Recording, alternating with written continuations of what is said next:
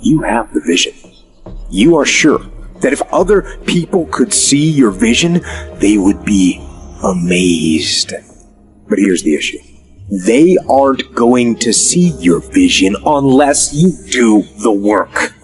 Unless you type those words, write that code, unless you do the work, the world will never see your vision. And the only way to bring it to life is to work. The world's going to keep moving. The clock is going to keep ticking. Everything that starts has an end. It's just life. If I looked at my clock, if you looked at your phone, time never stops for no one. Just keep pushing forward. With enough action, any goal can be achieved. Take the shot, swing the bat, throw the stick. Just go for it over and over and over again until you're so emotionless on failure or rejection. All these failures weren't failures. They were just attempts that showed me the right way to do so. You forego immediate pleasure for the exchange of long-term self-respect. If you want to be happy, you have to discipline your behavior. The road to sustained happiness is through disciplining your behavior. Play the long game. Aim for legendary. Say, I want to have the guts and the grit and the acumen and the mindset and the capability and the commitment to create enduring success. Be the person who is up reading, listening to the podcast, writing in your journal, setting your goals, focusing on your intentions. As you become more successful, become more humble. As you become more successful, work even harder. As you become more successful, care even more about your product. As you become more successful, learn even more. Don't try, do. Forget about trying. Forget about making an attempt. Forget about testing it out. Although you may not end up in the profession or in the area that you're starting out, you don't want to go halfway. You don't want to just dip your toe in. You want to jump in hard. Do not try, do. Go hard. It requires a tremendous amount of courage to say, I'm going to give this thing a chance. I'm going to give it my all. And if it doesn't work out, that's okay. But I know that I tried my best. Legends don't settle for being a winner. They strive to be complete domination. Legendary. If you really truly dominate, people are going to see it. They're going to be drawn to you. They will remember your name, because by dominating your life, you will make a profound impact on all of the lives around you. Just winning is not enough. But dominating people who are winning, that's something that'll leave you a legacy.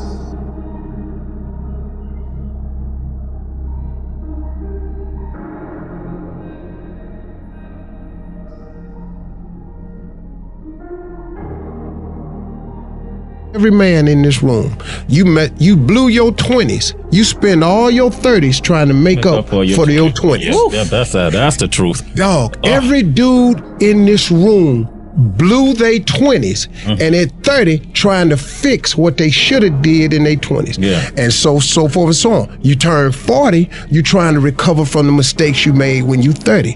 Now at 40, man, it's time for you to start. Really, at 30, you need to start buckling it on down. And just realize, man, everybody make mistakes. And if the mistakes you're going through are going to help you become the person you need to be later on. So when you're young and you making mistakes, don't let them eat you up. Because everybody that done made it, done made them. Yeah. You got to fail in order to win. Hey, look, man, to understand how to hit the game-winning shot, you got to miss the game-winning shots. Sometimes being young and trying things, you're so naive and you don't know any better. All you do is learn. And if you fail, it doesn't matter. And so whether I was 9, 10, 12, 16, 21, the failures were irrelevant. And, whether you're, 9, 12, 16, 21, 22, 24, I'm sleeping on the couch. I have a car with a hole in the floorboard. I'm living like a bum and like a student. And so what did I have to lose? And so I think that influenced me as much as anything. So, my dad was like, go for it. Why not? What have you got to lose? You have to sleep on a different couch. So I think that was motivation. One of the greatest pieces of advice that my mother gave me was this: son, whenever you start, you make sure you finish. And the problem with the world today, people get involved with things, and if they don't like a certain person, if they don't like the process, if it's not what they thought it was, they quit. And what they don't understand about quitting becomes a habit that doesn't just affect you. Later on in life, when you get a wife and you get some kids or you get a family, it's going to come back to haunt you, and it will one day affect them. That is why I tell you the process is more important than the product. It's not even about the outcome for me. It's about, can you take pride in what you do as an individual, and every night when you look in the mirror, knowing that you gave everything you had to it. And we have to get to the point where we're willing to impose our will on certain things. Impose your will on it. My life totally changed. And they gave me an opportunity to stop. And most people, when you give them an opportunity to stop while they're chasing something, they take advantage of it because they feel as if, man, why did this have to happen to me? I felt as if, why not me? This is the perfect opportunity to use this to be a blessing to somebody else. And you know what? It's not even about me to be truthful. It's not even about me. Now it's about repaying the people that invested in me and saw something in me when I couldn't see it in myself. At a certain point in life, it can't just be about you. And the moment that we understand that, and every day we wake up, we understand that life is a blessing and life is a gift. And if you were to check out today, how would you want to be remembered? It's bigger than you. The body is very important, but the mind is more important than the body.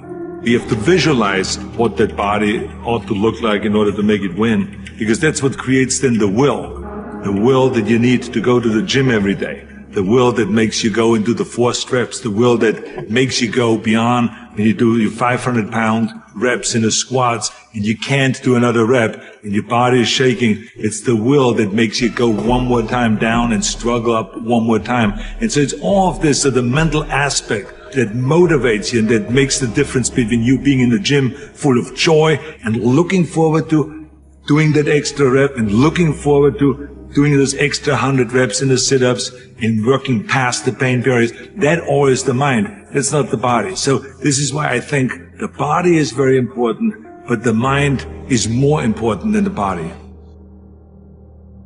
Attitude has been called the most important word in any language in the world, because it's our attitude toward our world, toward all the people in it, that will determine the world's attitude and all the people's attitude toward us. It's a simple thing. Most of us know it, but we tend to forget it. People will react to us according to our attitude. And our attitude is the greatest gift we can be given.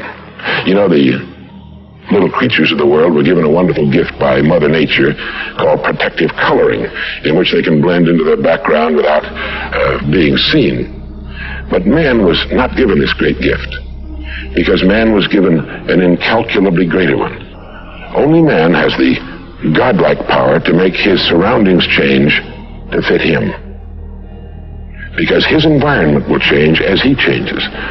A man's environment is a merciless mirror of him as a human being. And if he thinks his environment can stand a little improvement, all he has to do is improve, and his environment will improve to reflect the changing man. We have to deal in things that we're capable of understanding. And then, once we're over that filter, we have to have a business with some intrinsic characteristics that give it a durable competitive advantage. And then, of course, we would vastly prefer a management in place with a lot of integrity and talent. And finally, no matter how wonderful it is, it's not worth an infinite price. So we have to have a price that makes sense, gives a margin of safety considering the natural vicissitudes of life. It's a very simple set of ideas. And the reason that our ideas have not spread faster is they're too simple. The professional classes can't justify their existence if that's all they have to say.